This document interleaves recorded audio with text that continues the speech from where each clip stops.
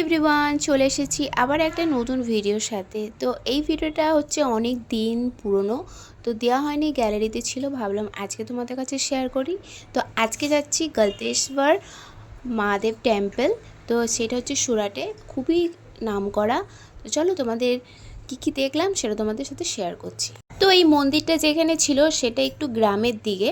হ্যাঁ, তো এখানে দেখতেই পাচ্ছ কত মোষ গরু ঘুরে বেড়াচ্ছে, আর পাশে দেখো সবাই জল ঢালতে যাচ্ছে, যেহেতু আমরা শ্রাবণ মাসে গিয়েছিলাম মন্দিরটা দেখতে।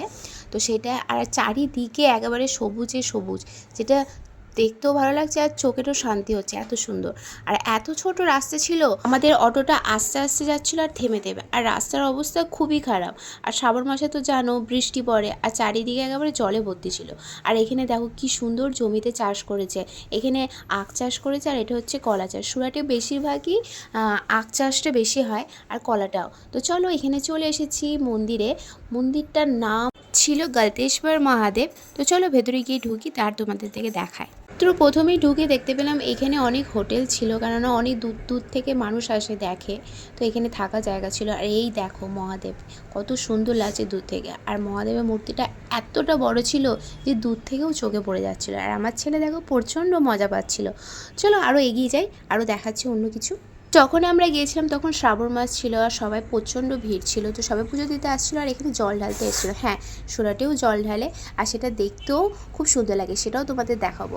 আর এটা দেখো, তার পাশে এত সুন্দর দৃশ্য, মনে হচ্ছে কোথায় যেন এসে গেছি, খুব সুন্দর। আর তারই পাশে এটা নদী ছিল, জানি না নদীটার কি নাম ছিল, বড় নদী, অনেক জল ছিল, আমার ছেলেও দেখছিল। তো এরপর যাবো মন্দিরে ঢুকবো। তো জায়গাটা এত সুন্দর ছিল, তাই মনটা একেবারে শান্তি হয়ে যাচ্ছিল। আর মহাদেব তো আমার খুবই কাছে, তো তার জন্য আরও বেশি ভালো লাগছিলো। চলো, যারা যারা আমার ভিডিওটা দেখছো তারা অবশ্যই কমেন্টে জানাবে হর হর মহাদেব, আর যারা যারা মহাদেব ভক্ত তারা তো অবশ্যই জানাবে। তো চলো আরও ভেতরে গিয়ে দেখি। তো এরই পাশে দুটো ছোটো ছোটো মন্দির ছিল, এরই পাশে মহাদেবের আরও অনেক অনেক রূপ ছিল, সেগুলোই। আর এতটা ভিড় ছিল যে ভেতরে ঢোকানোই যাচ্ছিল না। আর মহাদেবের এত সুন্দর মূর্তি, যেটা চোখে শান্তি চলে আসছিল, খুবই ভালো লাগছিল। আর এত সুন্দর দৃশ্য তোমরা না দেখলে বুঝতে পারবে না। তো সব কিছু আমার ক্যামেরার মধ্যে বন্দি করছিলাম, যেন পরে যখন দেখি তখন মনটা আরও ভালো লাগে। আর এখানে আমি আমার ছেলে মিলে একটু মহাদেবের সাথে ভালো করে একটা ছবি নিয়ে নিয়েছিলাম, যাতে ফেসবুকে আমি পোস্ট করতে পারি, না হলে তো হবে না, প্রতিদিন তো কিছু একটা পোস্ট করতেই হবে, ভালো ভালো ছবি।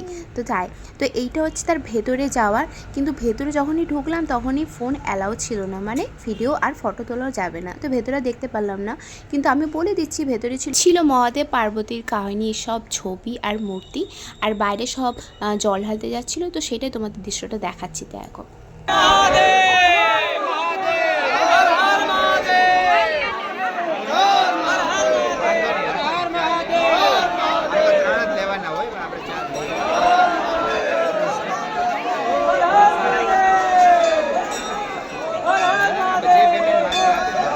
ভিডিওটা আমি এখানে শেষ করছি। যদি ভিডিওটার কোনো কিছু ভালো লেগে থাকে অবশ্যই লাইক কমেন্ট শেয়ার করবে, আর অবশ্যই পেজটাকে ফলো করে দেবে আর সাবস্ক্রাইব করে দেবে। তো দেখা হচ্ছে আবার একটা নতুন ভিডিওর সাথে। Tata, bye bye.